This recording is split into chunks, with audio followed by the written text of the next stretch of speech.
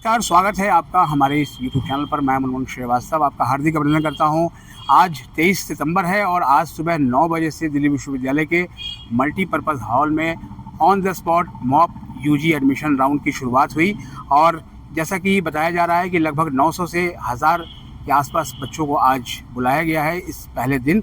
और इस पर बात करने के लिए हमारे साथ मौजूद हैं राजपाल सिंह पवार, जो कि ड्यू के एग्जीक्यूटिव काउंसिल के मेंबर हैं।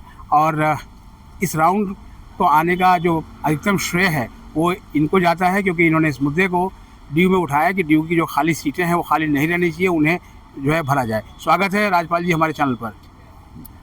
सर, कैसा लग रहा है आज आपको? आप स्टेडियम में मौजूद हैं। देखिए, ये श्रेय मेरे को नहीं जाता है, ये श्रेय इस यूनिवर्सिटी के विश्वविद्यालय के वाइस चांसलर और पूरी टीम को जाता है, जिन्होंने इस बात के लिए एग्री किया। हम तो बहुत सारी चीज़ों की डिमांड करते हैं जो हमें लगता है, बट अच्छी बात यह है कि वाइस चांसलर साहब ने और उनकी टीम ने और जो एडमिशन की टीम है हमारी, उन्होंने इस काम के लिए एग्री किया, क्योंकि ये बहुत बड़ा काम है और बड़ी मेहनत का काम है। पिछले हफ्ते से ये लोग इसकी तैयारी में लगे हुए हैं। पर मुझे उससे ज़्यादा खुशी की बात ये है कि आज जो नंबर ऑफ़ पार्टिसिपेशन है, पहले ही दिन जो है 1000 के करीब बच्चे आ गए हैं और अभी तो 29 तक बच्चों को आना है।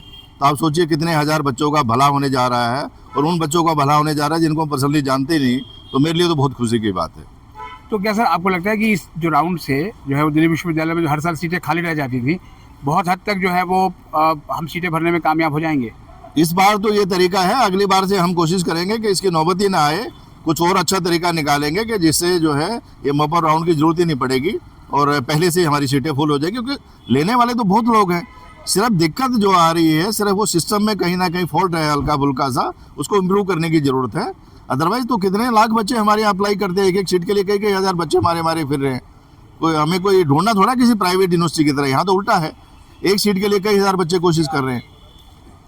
एक चीज़ और भी सर जो है वो जो लंबी प्रक्रिया जो खिंच रही है, उसका कारण सीयूटी को बताया जा रहा है। क्या आपको लगता है सर कहीं कुछ खामी है? 100% सीयूटी के तो मैं पर्सनली तो बहुत खिलाफ हूँ।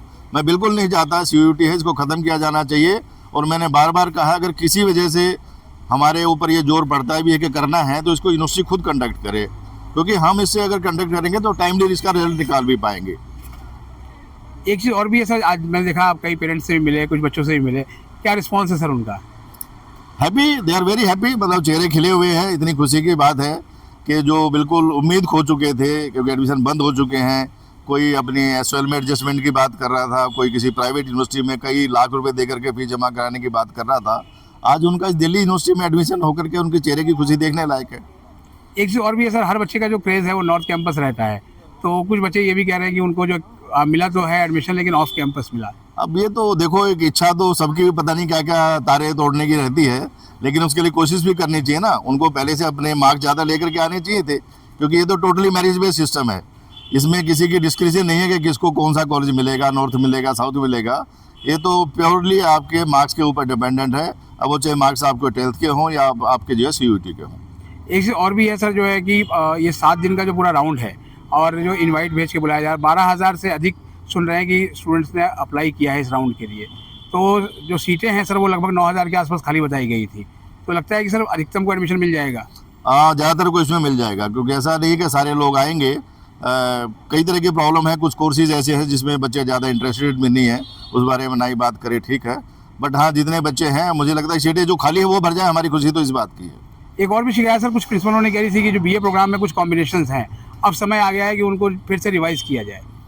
वो तो बड़ा मुद्दा है कि एनईपी का, उसमें बहुत सारे चेंजेस की रिक्वायरमेंट की ज़रूरत है अभी, क्योंकि नई चीज़ शुरू हुई थी, उसमें भी काफ़ी सारी दिक्कतें आ रही हैं। वो फिर किसी दिन बात करेंगे एनईपी के ऊपर, उसमें डेफिनेटली जो है चेंज की ज़रूरत है। और सर जहाँ तक जो रिजर्व सीटों का सवाल है, बहुत सारे पेरेंट्स कह रहे थे कि जो रिजर्व सीटें हैं जिनको लेने लोग नहीं आते, खासतौर पर एसटी की सीट्स, तो क्या वो जनरल को नहीं दी जा सकती? नहीं, वो कोर्ट की रूलिंग है। Being from a legal background मैं बता सकता हूँ, ऐसा रूल जो है कोर्ट की तरफ से है कि नहीं दे सकते आप उनको। जी सर, तो उसमें क्या नियम है सर जो है वो थोड़ा सा? नियम यही है कि जो एससी की सीटें हैं वो एससी को ही जाएंगी, उसको जनरल में आप कन्वर्ट नहीं कर सकते, क्योंकि शायद कोर्ट को डर ये रहा होगा कि वो कहीं मैनिपुलेशन शुरू ना हो जाए कि उन लोगों को अवॉइड करके और फिर जनरल को उसमें भर दिया जाए। तो इस तरह की कोर्ट की रूलिंग है कि वो सीटें आप जनरल नहीं कर सकते हैं। और सर जो है वो अभी जिनको मेल जा चुकी है, जो आज पहले दिन आए हुए हैं, इसके बाद रोटेशन में मेल पहुंच रही है, तो आप उन सारे पेरेंट्स और कैंडिडेट्स को क्या सलाह देंगे? पेशेंस रखें, जैसे अभी उन्होंने पेशेंस रखा है, और आए यहाँ पर अपना जितना बढ़िया सिस्टम यूनिवर्सिटी ने किया है, यूनिवर्सिटी भी इसके लिए बधाई के पात्र है। जो भी लोग इस इंतजाम में लगे हुए हैं, टीचिंग के, नॉन टीचिंग के, हमारे प्रिंसिपल्स हैं, वाइस चांसलर की टीम है, वो सब इस काम के लिए बधाई के पात्र हैं। और एक चीज़ और भी है सर, जैसे ये बच्चे अब एडमिशन पाएंगे और लगभग 2 महीने का जो है समय निकल चुका होगा पढ़ाई का, तो क्या लगता है आप वही कॉलेज रेमेडियल क्लासेस लगाएंगे इनके लिए?